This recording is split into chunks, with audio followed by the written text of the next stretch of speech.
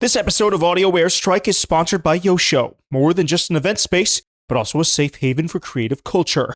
And rebrand Rehab with Chris Bivins, elevating your branding to the next level and beyond in real time. Hey, what's up, everybody? It's been a long time, but we're back.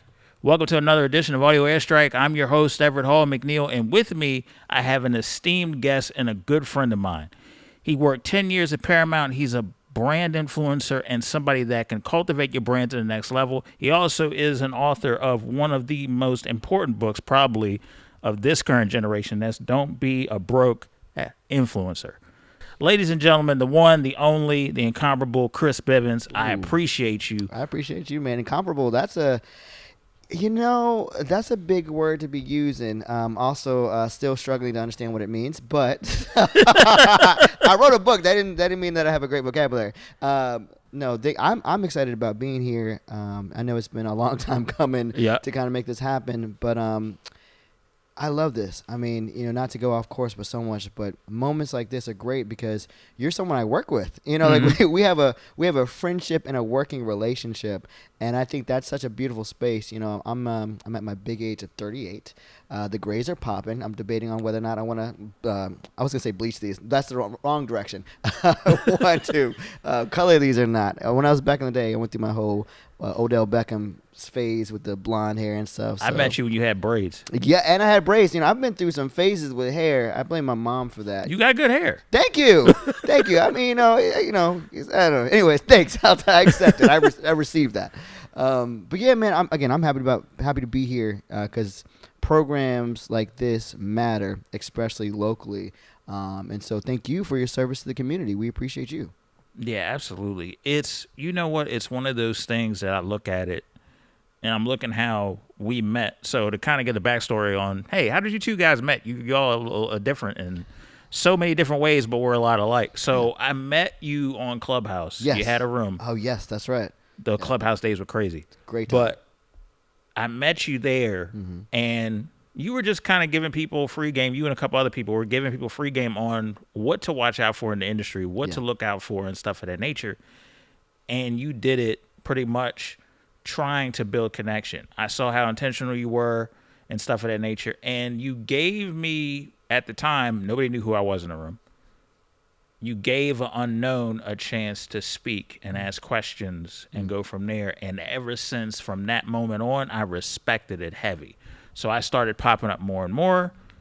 And I was like, and then it got to a point you got familiar with my voice because you knew it from Clubhouse. And at the time, this is the pandemic, people. So, you had to get familiar with people's picture and their voice at the time when social audio was the thing. Yeah. Because you couldn't meet nobody in person due to the pandemic. Well, you shouldn't, but you shouldn't. I know some of y'all broke the rule out there, but we ain't gonna snitch. So when all of that happened, it was one of those things where we started building a camaraderie, and then you had one of your creative events in an area that wasn't too far away from where I lived at. Yeah. No, we ain't putting out there where we live at. Yeah. We don't need to do that. We don't need to do that. Yeah. But I said, all right, here's what I'm going to do. I'm going to wear the same thing that I wore in the picture so he recognizes me. He can put face to a name. Yes.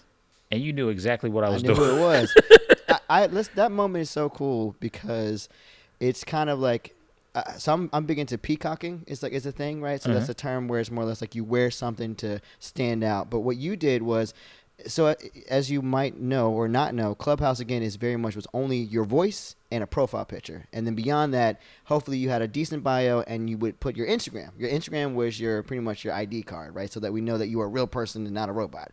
And so what Everett did was he wore the exact same outfit that he had in his profile picture, and I could instantaneously know that was you. And I love that because you put strategy and intention behind meeting somebody that you thought at the time, I don't know, whether it was just a budding friendship or someone that you were intentional about maybe networking with and building a business relationship with. Either way, it all worked. It was often, I see you struggling over there with the cord. You good? Oh, yeah, I'm good. I just had to move it out the way. No, you're good. And that's the cool thing, too, just because the great thing about what we're doing here is we can touch on everything doesn't have to be perfect. Like, even in this time right now, in this moment, understanding how production works. Sometimes you have to be flexible. Sometimes, hey, we got to do a cut. We have to be like, hey, let's fix this so that the product is better, man. But anyways, you did that. You wore the outfit, and I thought that was just really smart of you. That was just a great strategic move. Yeah, it was definitely something intentional that I wanted to do and be like, hey man, I remember you. Hopefully you remember me. If worst case scenario, you could have been like, who are you again? Who is this guy? And we would have just I would have just reintroduced myself. The worst case scenario, but things panned out. We started working together. There was different things that were happening and different people that we were starting to meet. Yeah. And a lot of that had to be because of this gentleman right here. There are times he did not have to pick up the phone and call me. Chris has accessibility to a bunch of creatives. The fact that he called me when he called me, I do not take that for granted. I appreciate it. And I appreciate it. No, and I appreciate you, man. And I know I've told you that in text. I know you told that in your person. And now I've said it on my own podcast. I'll take it. Because the one thing that people will probably learn, but at least I know this, we are very similar with our appreciation because, I've had access to, and this is not a flex. I mean, but it's crazy to me sometimes because I feel like some of my life is unbelievable. Like and I'm again not a flex. You've had some runs. Yeah, I've had some amazing runs. And I don't want to be gone, but if I was out this motherfucking tomorrow, I've done a lot of things that people wish that they could have done that I accomplished in such a short period of time. Now, mind you, a lot of it is luck.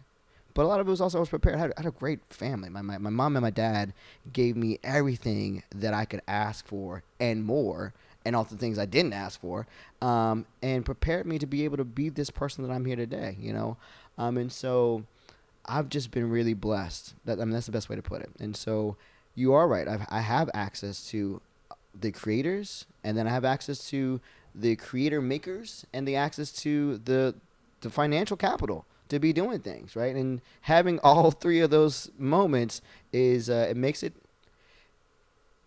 so that how do I say this? It makes it so that I don't really have to rely on much of anything. Not really, right? Because the access point is there on both sides. But I've had to learn to be humble. I've had to learn how to navigate that power. Like the whole Spider-Man thing, with great power comes great responsibility. I have to be responsible because I don't like to burn bridges, but also at the same time, it's like, if I'm going to burn this bridge, there's no coming back. You know what I'm saying? Like that's what it is for me because I'm too kind. I'm too kind of a person. And that's the point I was kind of went off on a rant, but that's what I believe in you is you're a very kind person. And I only want to work with people that have that same level of reciprocity. Like we could choose anybody locally, nationally to work with. So if I'm going to work with you, it's got to make sense. Not just to put money in my pocket, but like you showed up on the humble. You didn't ask for anything. You simply just wanted to be in the room at times. I'm the same person.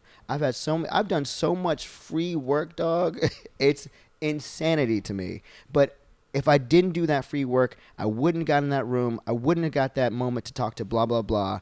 And then from talking to blah, blah, blah, now I got $5,000 just came in my bank account for a quick conversation because somebody needed a video person to do this one thing from doing free work. Yep. Crazy, right? Yeah, and it's one of those things where, the reality situation is yes, people are looking for income and money, and people think that as they should.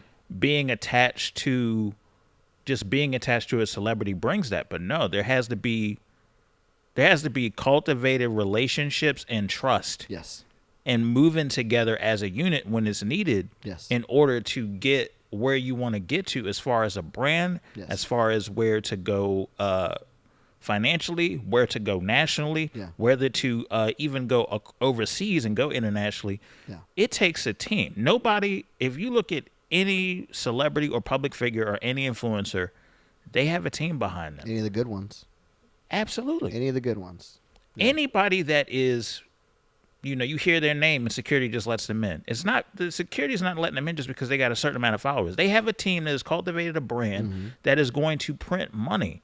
But that printing money comes from handshake deals and also a level of trust. Yes. Where your word is bond. Hey, this is what we're going to do. I'm going to stick to this. You stick to your end. If it meshes well together, we're going to move forward at each and every step. And that's what it takes. A lot of people think it's some, celebrities have this get rich quick scheme. There's no secret sauce. Well, there's some secret sauce. Well, I okay, now that I think about it, yeah, you got a point. There is some secret sauce. So not to give a lot of pushback, because it's so funny. You said a couple of things there too. The entertainment industry is the most trustworthy industry there is. And what I mean by that is our relationships are so much based upon trust. If you tell me, hey Chris, I might not have this bread right now, but I'll get it to you on blah, blah, blah on the back end or whatever. I got to trust that, right? Because there's a lot of snaky people in this field, in this space. We've all have dealt with them. We've been around them. It's hard to escape them because, especially on a local level. And when I say local, I'm speaking on the DMV because that's where I'm from. DMV's got my heart. I got family here. We're shooting in the DMV now. We can say that. I'm mindful. I'm not saying addresses and all that type of stuff. But we're also in 2026. So if anybody want to find you, they gonna find you. Right. And so just let you know when you find me, you might not want to find me. That's the best way. That's the best way to put it. I'm gonna put it like that because I'm going on tangents here, and that's the beauty of conversation. But I'll get back to the main point. But I'm in such a space where it's like I don't want problems with anybody. I don't go and seek out problems. However, if there is a problem to be had, I will be sure to solve it all the time because I don't seek it out. So if a problem is presented to me, then it's like, okay, well then this needs to be figured out. Ideally for the better, for the betterment of mankind, but sometimes it's for the betterment of me solving this problem so it goes away. But back to your point though, the secret sauce. The sauce, in my opinion, is integrity. I mean, that's part of it. Like, I would prefer to work with people that have the integrity rather than work with people that don't, because I know I can trust you. That's part of it. And the next step also is vision. You have to have vision. If you don't have vision, you will go nowhere. That's like the blind leading the blind is a quote, is a statement that a lot of people say. And so I'm big on vision. I'd rather be around people that have the vision or understand my vision and can contribute to it. And then to the point about teams, I'm also like not a big fan of saying the word team. I feel like it's more of finding collaborative people to work with, right? Because I'm not trying to be anybody's boss. However, there are moments where it's like, hey, this is my thing, and this is how this is going to go. And if I'm paying you for a service, then I am the boss of this. And it's a unique space to kind of be in. But that's also like for myself, I've had bosses. I've worked, especially at Paramount, I wasn't the head honcho. I'm working for people and it was not a collaborative effort. I was employed to do this thing for this purpose. And I understand that. And sometimes people need to understand their role. But I think it's very key as somebody that has been around big brands and has been around big events with literally celebrities coming in and out of doors and rooms at any given point, whether it's BET, Paramount, Viacom, whether it's Nickelodeon, whether it's you name the big brand, you've kind of been a part of it. Yeah. So being around that and being a part of that, people think, oh, it's just constant uptick. Nah. But in reality, there's peaks and valleys to everything that you do. Yes. And one of the questions that I had for you, right? Yeah. Because we talked about the entertainment industry and we talked about navigating it. Yeah. We're at a point now, brand-wise, where some people mesh who they really are with the caricature of who they really are. Yeah. And the ratio can kind of sway, kind of be a little more, depending on what the audience wants, or depending on also how the brand was built. Yes. So you can name any influencer, you can name any brand, and it will fluctuate depending on what is needed at the time. How do you coach somebody, or how do you personally handle the balance of, I got to give you a little bit of who I actually am versus the character? Because it's a part of my brand. Yeah, it's a good question. It's case by case. I'll speak on myself first and foremost because I know me pretty well. I want to say it's pretty 50-50 for me, for the most part. And it fluctuates. Sometimes I'm leaning into more of because okay, let me put it like this. This is a brilliant question to ask, because I think a lot of people struggle with this. For me, Chris Bivins, I don't even say my name is just Chris. When I introduce myself, it's almost like James Bond, like Bivins, Chris Bivins. You know what I'm saying? Like, it's a thing because and now mind you, because Chris is such a common name. So like, you got Chris Brown, you got Chris Rock, you got Chris Tucker. Like, it's always the Chris. It always has the full name, the full name effect. So for me, for some reason, and I never liked being called Christopher. And whenever I was being called Christopher, I felt like I was in trouble because usually it was. Or like stuck up trust fund baby. Yeah. That's usually what I got perceived as, which is fine. I know I give that. I'm aware of what I look like, the way I dress, the way I talk. I get it. And shout out to my parents because I'm happy that I'm like this. I think that being a black man with the vocabulary and the enunciation that I have has given me, and I'm sure you can relate to this as well, has given me some really great benefits in life. And so I'm saying a lot right now because I feel like when you ask that question, there's context that matters. And so for me, the point I'm getting at is I've always seen myself as a brand. I've always been Chris Bivins. That's always been a thing for me, especially at a young age. I did music. I was in R&B, and I wanted to be like Chris Brown and Michael Jackson. Really Michael Jackson, for real. Michael Jackson, Marion, like those R&B dancing type people. And so I say this to say that I have always positioned myself as a brand. And so it's been a unique merger for me because my personality, I've always been outgoing and charismatic and wanted attention and things like that. And so I've always intertwined the two. It's just been like second nature for me. And so as I evolved and social media evolved and now we're in social interest, I still present myself in a way that is authentically me. Now, mind you, it is catered in a way to serve whatever current vision I have. So Chris Bivins, the author, is a different variation of me, but it's still infused with authentic me. These are all extensions of my brand and myself and my thoughts. And so I never want to not be like that. And in my, coaching to my clients, I want them to be that because there's a really unique effect that happens when people meet me in person. And I'm aware of this. Like, I'm aware of, I'm also, not a super tall person. for some reason, people always see me and think that I'm going to be much larger than life. But I think that's the credit to my brand is that my brand seems larger than life. Like, when you see, when you go to my Instagram page, and Instagram has always been, my bread and butter for the most part, right? You go to my page, my 3 pinned posts are, I think, my Paramount moment, a Nickelodeon moment, and then I think my BET moment. I think those things, and I put them there for a reason. I want when people to come to my page, they're like, oh, this guy is connected. Because even getting into these offices, whether it's record labels, television companies, whatever, you have to have a reason to be there. They're not just letting anybody up in these spaces, right? Oh, even if you're just faking it to make it or whatever, which has never been my thing. I've never been a fake it to make it person. I've always tried to make it.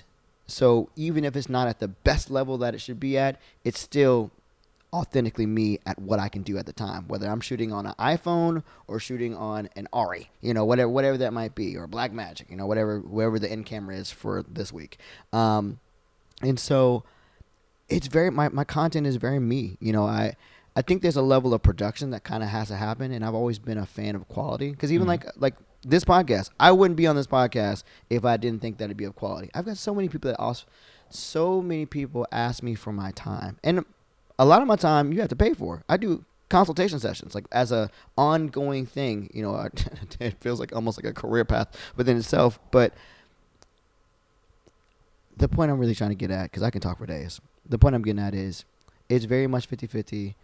It fluctuates based upon whatever I'm promoting at the time. And I really want people to, well, not people, but the people that I work with or collaborate with, I want them to be the same way. Because I want people to feel like when I come and see you in person, you are still who you show up as online. And I don't like the flake stuff. You won't see me standing in front of a car that I don't own. You won't see me do that stuff. Now there might be moments of the quick little flick or whatever for a thing that we're promoting. Okay, but even like jewelry and stuff like that.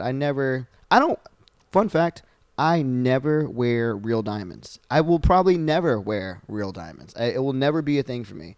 I think buying diamonds are dumb, personally. Now, unless you want to sponsor me, then yes, buy diamonds. But then we can totally do that. But for me, it's just like, I like to look nice. Like, I buy stuff from H&M, Zara.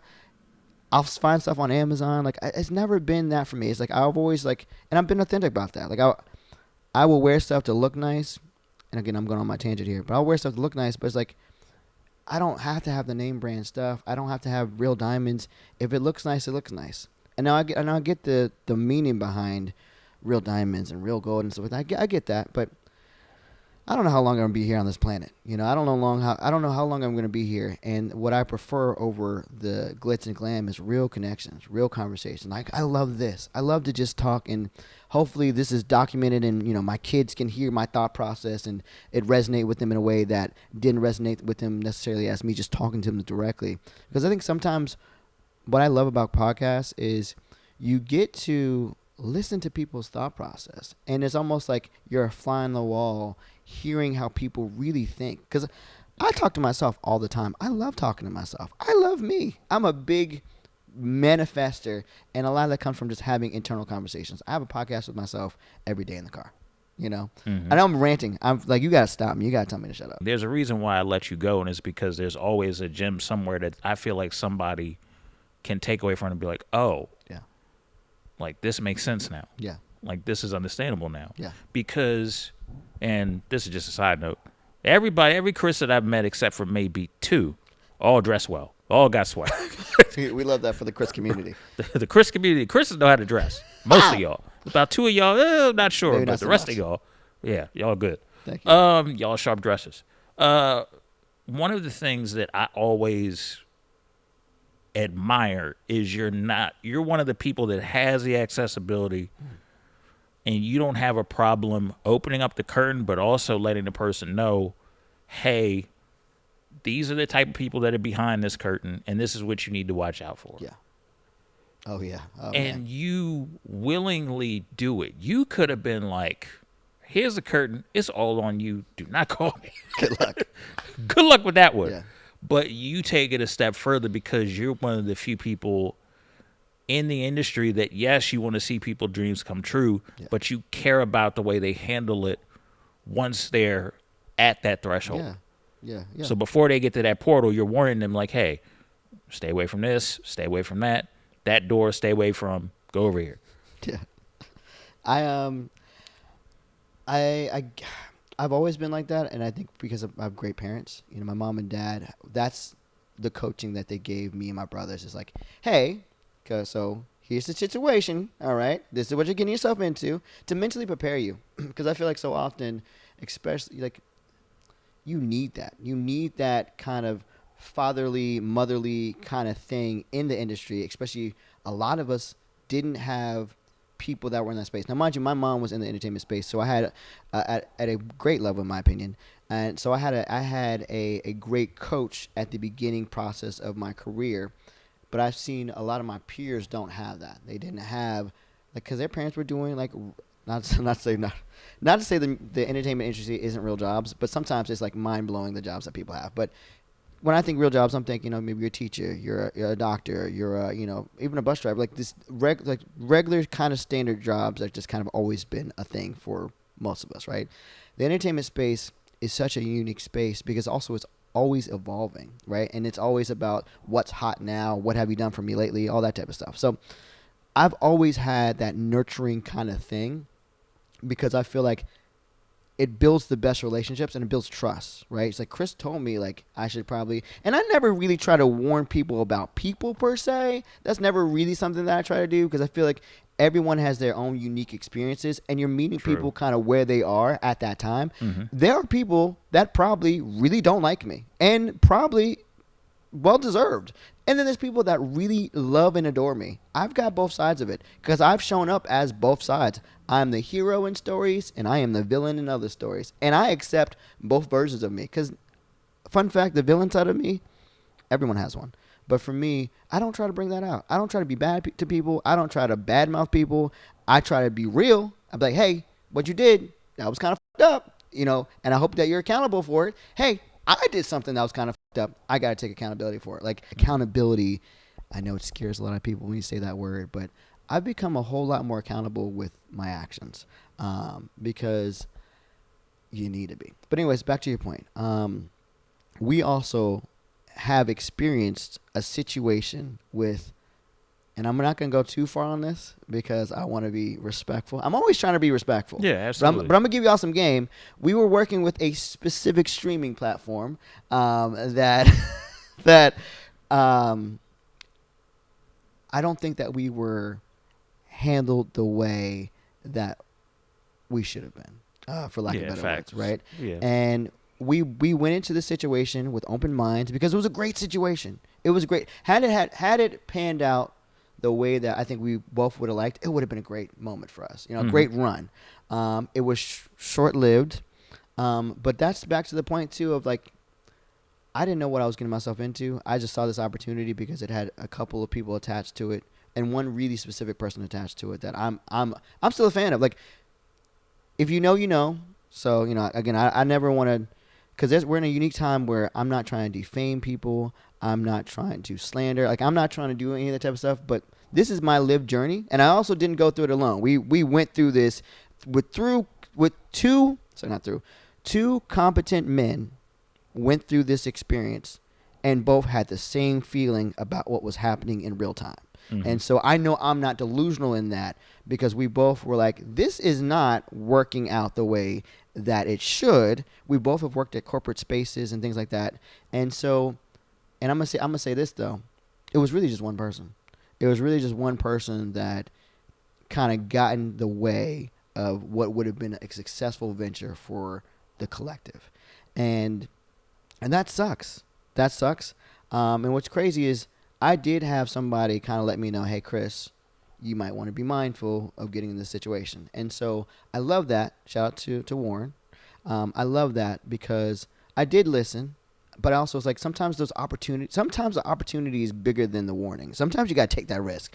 With great risk comes great rewards almost all the time. And so, and that, I take a lot of L's, man, but I'm also a big believer in failing fast. I want to fail as fast as possible so that I have the wisdom and resources to win. Do you think that people look at failing fast as like wasted time versus learning experience? I think a lot of people look at it like that because, and I'm not saying that because I agree and disagree, I guess, right? It's a waste of time it's because it's also like, how'd you fail? And what are you failing at, right? Because some stuff is like, you fail because you're an idiot. You know what I'm saying? Like, you're dumb. How did you think that was going to work, right? Like, stupid. Stupid. Like you dummy. And I mean that, like, because there are some not wise people in the world, right? And I've had my ignorance, like, and I've had my moment, I think everybody's had that moment. Oh, yeah. It's just a matter of if you learn from it or not. There you go. And that's the thing, too. So it's like, if I'm going to try something and fail at it, I did the research. I did the right amount of effort to make it potentially happen for the most part. You know what I'm saying? Like, how do you expect to win a basketball game if you ain't practicing? Yeah, or how you expect to win a Super Bowl if you ain't studied the other team all season? Right? And you have no idea. Like, that's why they're juking you out, man. Like, So I think, but yeah, I'm a big believer in failing fast, but failing fast strategically. I think that's the thing. I feel like we hear so many quotes, but it's like there's a part of this quote that needed a little extra. It missed this part of it, right? You know what I'm saying? So, but yeah, I'm a big believer in that. Yeah. So because you've been a part of so many different things. You started out on camera. You started out pretty much in the music, and then you transitioned into more behind the scenes role of being a television producer. Yeah. And helping out people with their brands. What made you shift from performer, and to a degree, you're still performing, it's just in a different vacuum? Yes, that's great. Well said. The switch. Man, because I don't think about that past, like really, like ever. Not really, because it's like I'm so past that. But that was a pivotal part of my life. I mean, I wanted, like, being a television producer was like not something that I had planned or sought out. not really. I wanted to do R&B. I loved singing. I loved dancing more than anything. Like I was really big into like breaking and like You Got Served and all. Like that was huge for me. And so, and dancing was always just a creative vehicle for me to kind of just let out my frustration and attention. You know what I'm saying? I was I think in my graduating class, I don't know. I think it was probably like 6 black people.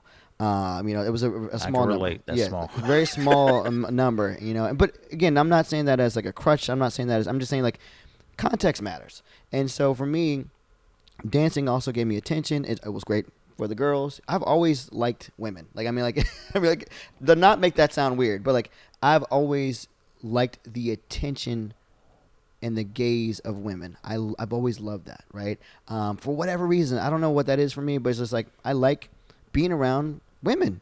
And so part of that for me was dancing. Like dancing attracted women. At the time, girls, because, I'm not attracting like, women at, 16. But, you know what I'm saying? Let me stop, Chris. Let's not go there. I could see that being bad. I don't need any receipts. But my point I'm getting at more or less is that was a passion for me. And so I was pretty decent at it. My voice was always very similar to like an Omarion, Tevin Campbell kind of space, and so it did really well for me with R&B and like pop stuff. And the fact that I danced really was helpful with being seen. And so moving forward, did talent shows, all that type of stuff. My parents were like, "Okay, that's cool. This is cute. We love that you do that, but you need to do something else that will really could give you a consistent income." And I was like, "You know what? I'm gonna go into film." Which didn't necessarily give me a consistent income at first, but I'm 38. So I came in at a time where the emergence of Instagram, or for us it was MySpace and Black Planet, the emergence of social media was coming to life. And so you could create your own content, which was a very unique thing to happen for us. And at the time, we were creating content not necessarily to make money, but because we wanted to be seen. Right. And so for me wanting to be seen, that's how BET found me, right? So they found me from doing music. Like I was like, a couple things here. Let me backtrack. I did R&B, and I was making music videos for myself because I wanted to. That's how I could promote myself and be seen. And because I was in film at Stevenson University, and it was Villa Julie, but then turned into Stevenson University. I had access to our film camera, so I could really do some high-level stuff, which was amazing. It was a great opportunity for me. And not only was I doing it for myself, I was doing music videos for like all the local rappers and singers and things like that, which was allowed me to grow my entertainment production business, but also allowed me to be seen, and at the same time, and people want to do features with me and all that type of stuff. But it just was a natural transition and progression into becoming a producer because I had a skill set that I acquired from being a musician, so I understood how to do music videos and create content. And when I'm going to radio stations needing to do a vlog, and like it just naturally turned into that. And then I was on a TV show called The Next with Nelly, and I got that from being seen. People, they saw my YouTube channel and it was like, "Oh, this guy's pretty good. Let's do this, whatever." So went through the rounds of auditions, got on the TV show. It was pretty much like a mix between American Idol and The Voice, kind of had a baby. And so you had these celebrity judges. You had Nelly, you had Gloria Estefan, you had Joe Jonas from the Jonas Brothers, and then you had this country guy named Big Rich or something like that. I don't know. It clearly wasn't like my expertise, but that show did amazing for me in regards to being seen. But I didn't do as well on the show. I lost my voice. Because they had me out, in downtown Baltimore singing and dancing in front of people, and I just lost my voice right before taping. So that was a humiliating experience, but it was also an experience nonetheless that I learned from. But anyways, that helped me because I was on national TV, so that was with the CW. These little stepping stones helped build me into being found by BET. So a gentleman by the name of Keith Lawson was in the ad sales production office, which is the office that I've been a part of for the past 10 years, found me through my music videos and my my TV situation. And little do people know, BET was based in DC, and so I'm from the DMV. So it was someone locally, Keith Lawson, who was like, "Who's this guy that's here that's doing all these things and winning these awards and all this type of stuff? We got to work with him." So they found me and was like, "Hey, we're doing the BET College Tour." And it's a fun fact, I think this was actually the last tour. I was on the last BET College Tour, which is crazy. they found me and they were like, we want to put you on tour because we're looking to have some emerging artists in collaboration with some of these artists that just got signed to this record label. So like it was Mila J. It was who else? It was Jasmine or Justine Sky. I think some Sky. I apologize for butchering names, but y'all see it. She had purple hair. She went by like the Unicorn or whatever. And when I say whatever, I'm not saying whatever as in like disregarding it. I just really don't remember the name at the top of my head right this second. But it was who else was Luke James. Now that I remember, Luke James was on the tour with us. It was a couple of people in that space, like the emerging kind of talent at that time. And so BET was like, we want to put you on this. And while I was there, I just vlogged. Like I vlogged my journey because I was excited about being a part of this major network, but also at the same time, that was my skill set. And so I wanted to document what I was doing. And so I'm getting to the end of the story, I promise. No worries. As I documented it, BET was like, we like this thing that you're doing. We like this little kind of college tour chronicle thing you're doing. We kind of want to turn it into a show. And I was like, I love this. And we're going to give you a couple of dollars for doing it. I'm like, I love this. Is amazing. And so I did the first ever BET college tour show, like web series. That was me. I did that. Wow. And that was great for me because I really got a chance to like, that was my first time really like being a real producer. Like I was a producer for it. I was an editor for it. I did the music for it. I did the whole shebang. And half the time it's me holding at a Canon 60D. Half the time it's me holding the camera like almost like a selfie. That was my first camera I ever bought. It's a great camera. I would recommend. I don't have it anymore. I had it for a long time, but I just got rid of mine, so I know the feeling. I was like, I probably should have kept it, but I was like, I think I gave it to someone that I think it was that's using it now and that needed it. So that camera's doing wonders for others. But moving forward.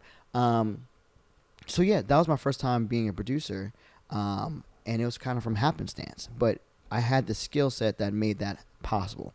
So did that, and then BET was like, "We love your work. We have this other idea. We have Coca-Cola is looking to do a show with us. We'd like you to host it, and we'd like it to be in conjunction with your song." So I had a song called Zone that I was performing on the college tour. And they were like, well, let's call the show the Flavor Zone. So you can have your song be the jingle for it, and the Coca-Cola will sponsor it. And pretty much you're just going around to all these major events like South by Southwest and DigiFest and all these type of things. And you're interacting with people, asking them about what's hot, what's trending. And this is a Coca-Cola BET sponsored moment. Made the most money I've ever seen at that point in time as a young adult. And did all the dumb shit that you could think that I could do. I did it. So that money did not last very long because I'm an idiot. But you learn. You live and you learn. But that was so great. It was so great. And also the cool thing about it for me is like because I have an artist background, I understand how to treat artists, what they want, and what they want their vision to look like on camera and off camera. And so I've just had such a unique transition into being a producer. And then from the Flavor Zone situation, that went really well. They're like, Chris, you're like and Keith always says that. He's like, you're a Swiss Army knife. You have so many different things that are useful at any given time. We'd love to bring you in. I got started off as freelance. So I came in as a freelance producer and then later on became staff. And what people don't really know too is BET went through kind of some changes in regards to, where it kind of was. BET at one point was independent, and then Viacom acquired them, and Viacom had, MTV, VH1, Nickelodeon, all that. And then Viacom and then their sister company, the film side of it, was Paramount. And so Viacom, and I apologize if I'm mixing up this history here, so I'm sure there's probably someone in the comments, that's not how it happened. But from my understanding, Viacom then acquired CBS, and then CBS became part of Skydance. And they had like a merger at some point in time, and then they decided to keep the overall name Paramount Global. So it's still to this day, I believe it's still Paramount Global, but don't quote me on that. But I say this to say, me becoming a Paramount producer was from BT being under the Viacom CBS umbrella that then transitioned into Paramount Global. But my checks had always said Paramount, so I wasn't getting a check from BT.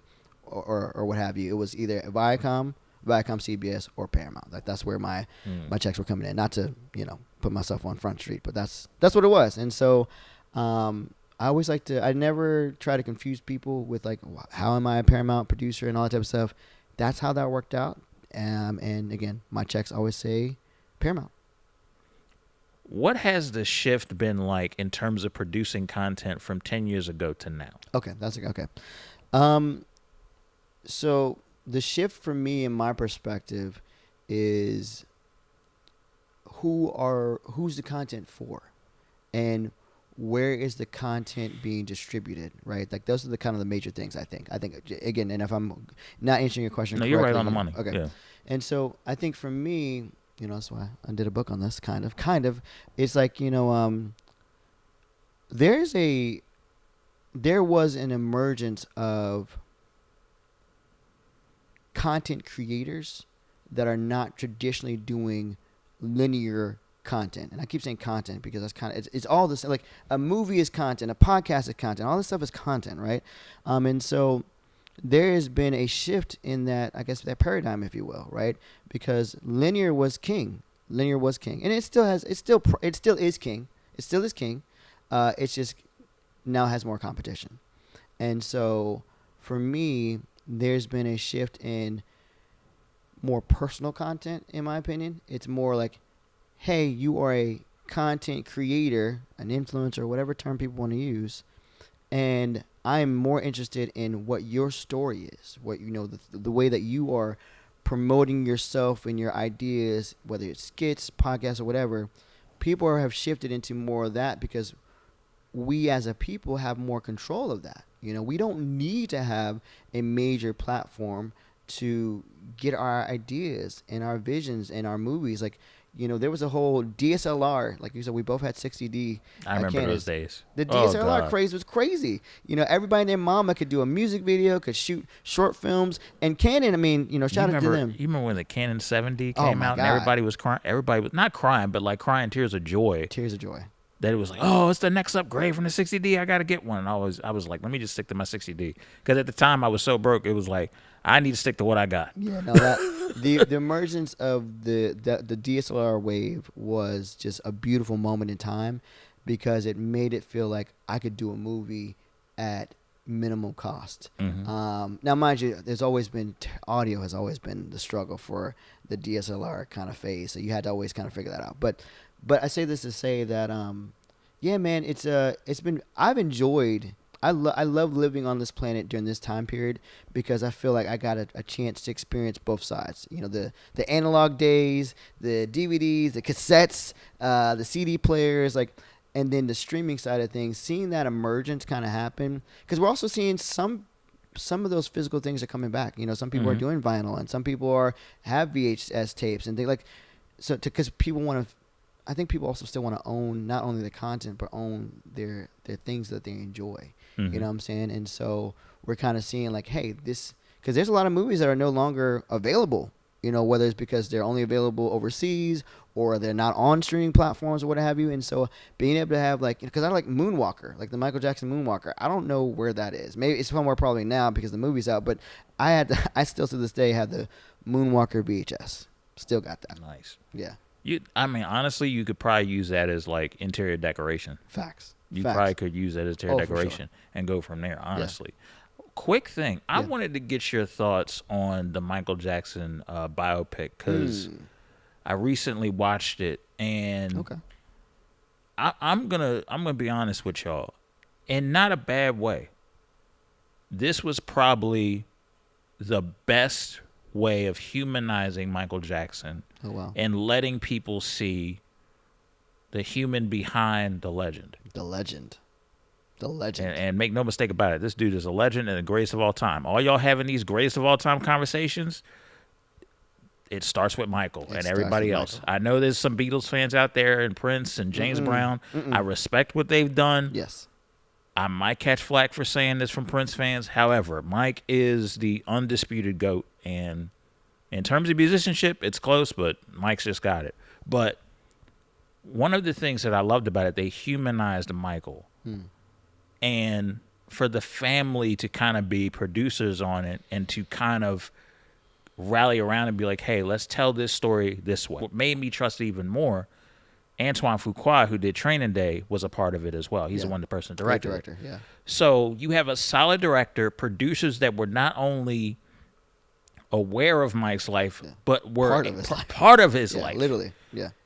And now, granted, we know, like, okay, like, I understand Janet and Diana Ross not being willing to necessarily be a part of it for their reasons, and we respect it.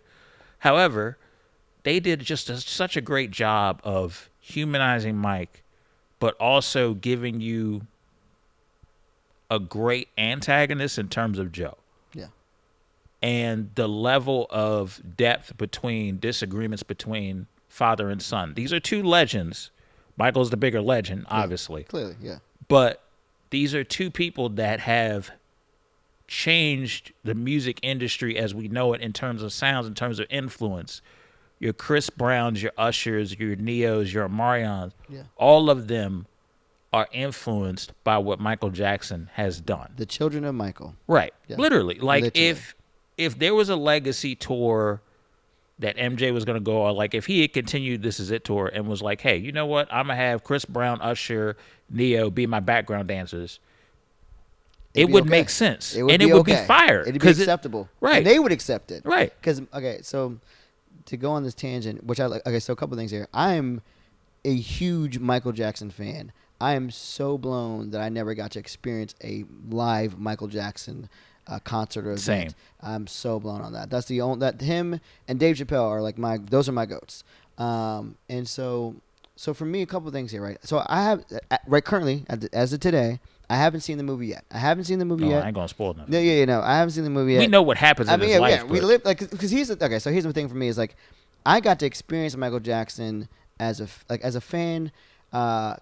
I got to experience Michael Jackson. Like I got to see the Super Bowl and the I had all the tapes like Moonwalker. Like my mom like went on tour with Michael and the Jackson 5 and things like that. And like I did get to meet Janet. So I met Janet, shook her beautiful soft hand. That was great. So that was the closest I've gotten to Michael.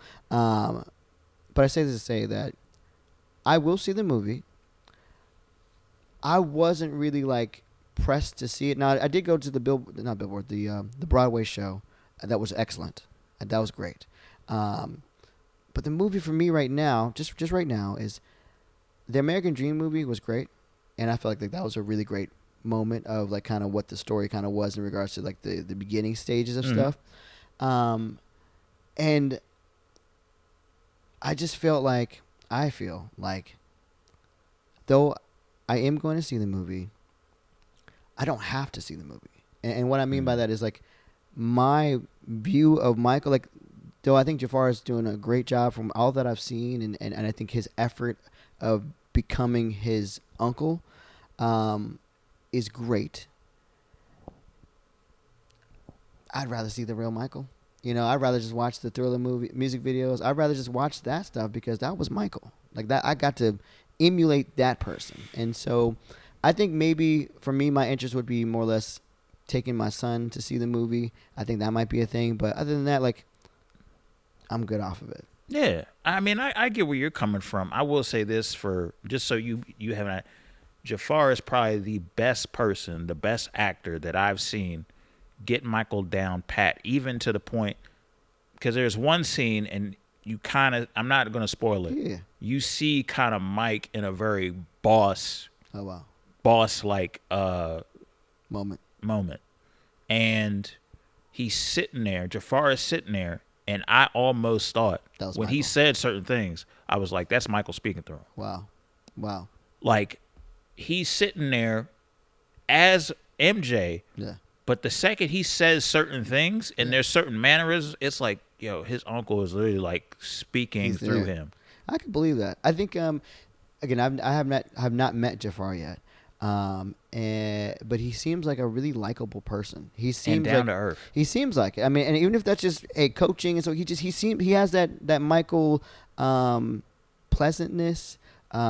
He didn't seem like he was just looking for attention. I wasn't getting that from any of the interviews I've seen. So I think that if anyone's gonna make money, and I think allegedly from what I heard, like he didn't ask for to be compensated for this. I don't think that he made any money on this at all. I think he just did it kind of just to do it. If there's a part 2, they better cut the check. Just yeah, well, yeah, but I mean, but I'm sure like the family probably got some money. I mean, they better, but and if he went that route, if that is true, you know, that just says about kind of who he is.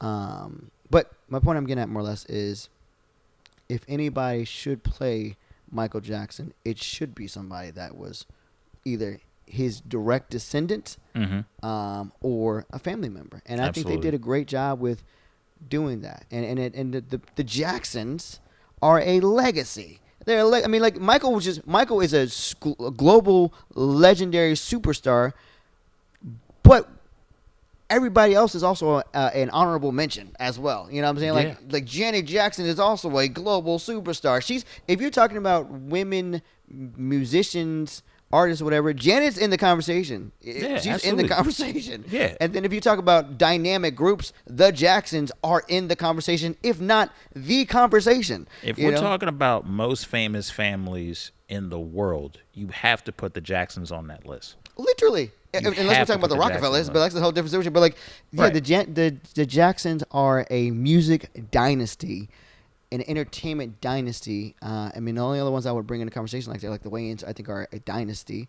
You know, but there's a few of them. But like, yeah, the Jacksons, like, they just happen to have the legendary Michael Jackson, you know, as a part of that.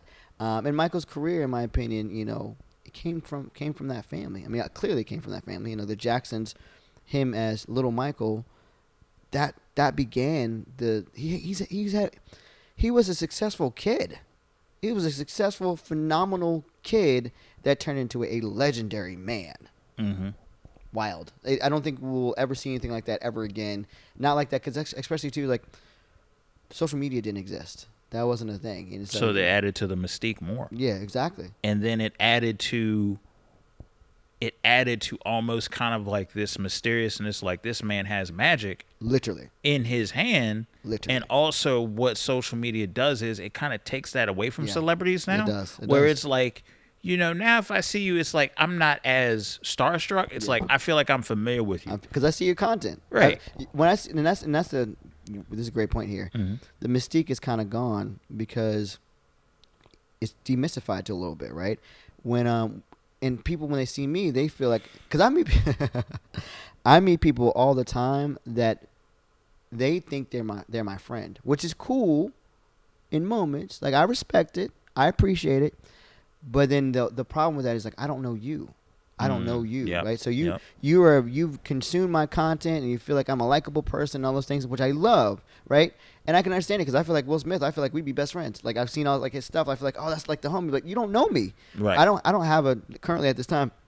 Excuse me. I don't have a direct relationship with Will Smith specifically, but he would be someone that I would be like I could see me being friends with you. Like, in my head, we're already friends, and so I can understand people have that same kind of notion with me because I'm vulnerable. Like, I'm vulnerably me. Like, even like when I do my videos, sometimes I'll make a mistake or mishap, and I'm keeping this up. You know, like, I'm not doing this again. You know what I'm saying? So, I understand it. No, I totally get it. The level of mystique that is lost, MJ still had, and the level of talent and the level of precision. I've never seen someone. And this is just a fan eye test type of thing. I'm not in the know on music production or anything of that sort. I'm just going on fan eye test. The level of detail and the level of that precision that I've seen, nobody has touched MJ. Nobody has touched MJ.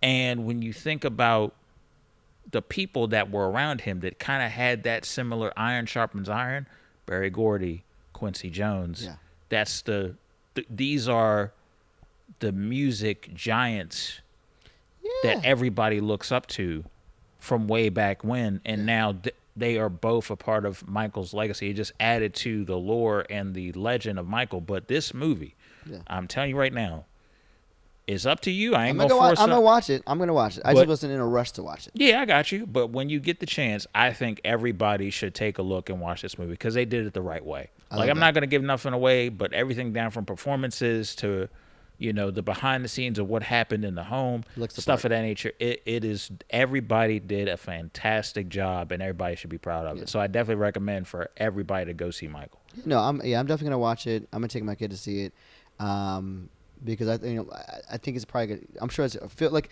the songs, man. I mean, how you could just have a successful Michael Jackson movie just based upon the songs. You know what I'm saying? Like, so like the other stuff is just an added bonus, right?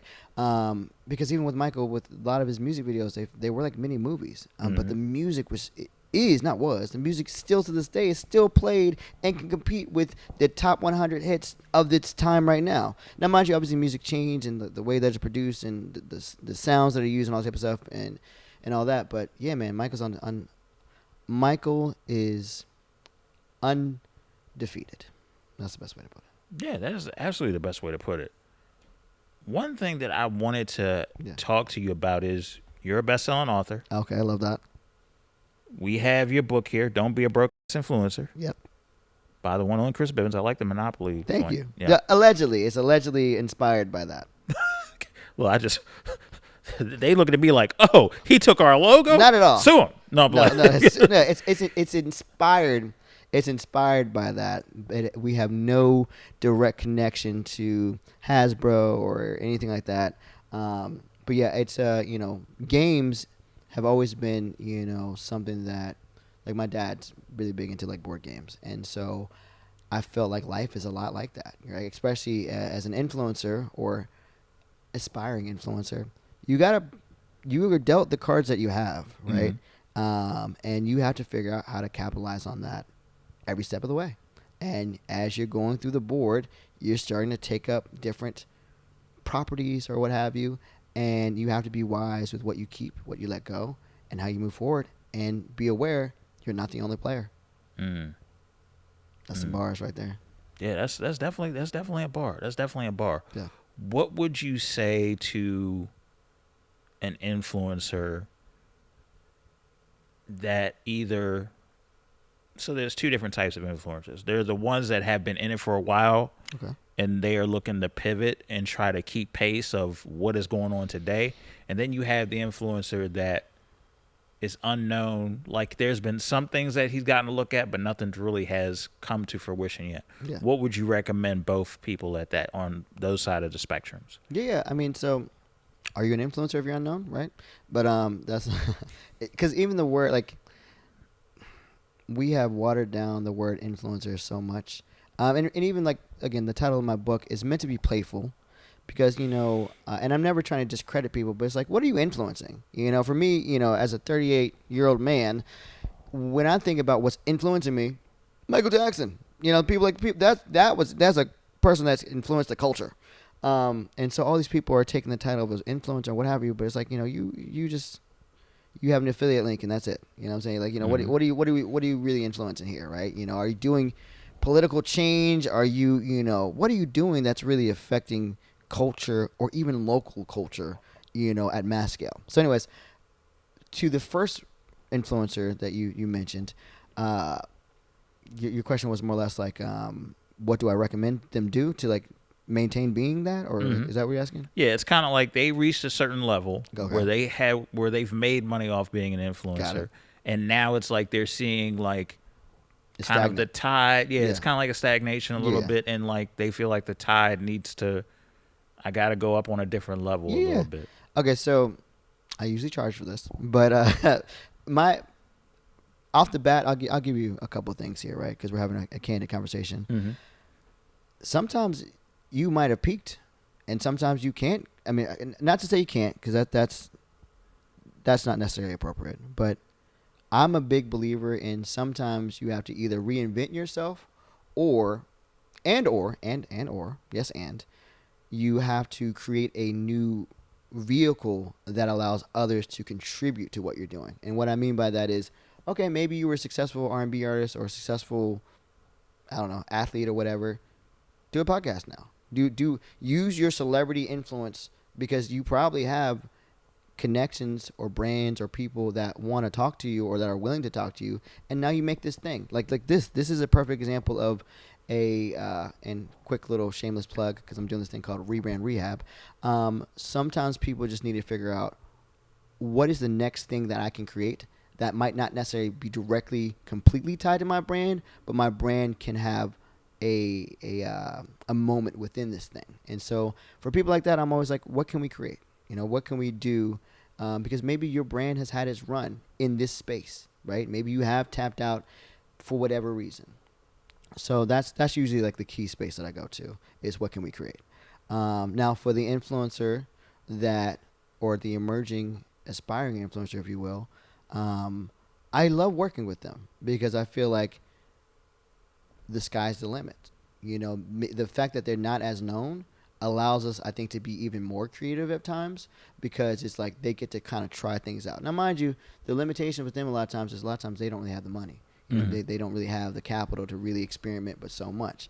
And so I'm in a unique space with that level of talent. I'll just say talent for right now is same kind of thing too. It's like, what can we create? What can we do that will give you the interest and audience? Because that's the main thing right now is like this person doesn't have the audience yet. And so we have to kind of figure out who is that audience? Who do you want to cater to? Because I think sometimes people are kind of going about it the wrong way, right? You have to understand that you have to find now mind you, you can create whatever you want to create, but that doesn't mean there's an audience for it, right? And so sometimes I think people need to be wise. We're like, who do you think your audience is? And you probably need to service them. Like, if you got these people here that like burgers, they probably might not want pizza. They might like pizza, but they definitely are telling you that they want burgers. So you need to cater to those burger people and create burgers. You feel me? Mm-hmm. Yeah, for lack of better analogies. Absolutely. I definitely appreciate you giving that gem. The rest of y'all got to pay for it, though. Yeah, you do. Buy the book. Buy the book. Yeah. Chris, first of all, I want to thank you for coming on. It has been a pleasure having you on. You're always welcome to come back. Thank you. And stuff of that nature. Make sure that you guys lock in with Chris. He's Chris Bivins on Instagram, but also make sure you get his book, Don't Be a Broke Influencer. Definitely a lot of gems in that. And also, I want to give a special shout out to Yo Show. As you can see, they have helped out with the news set for Audio Airstrike, and we greatly appreciate the staff here at Yo Show. For those of you who are in the DMV area, make sure that you make this the spot for all your events and all of your creative ventures that you want to do. Use this spot to your advantage, and I guarantee you won't regret it. Well, Chris, I appreciate you for coming on. It's been a pleasure, man. My guy. Thank you for having me. I appreciate you, man. This has been another edition of Audio Airstrike. Until next time, we appreciate you. We'll see you guys around.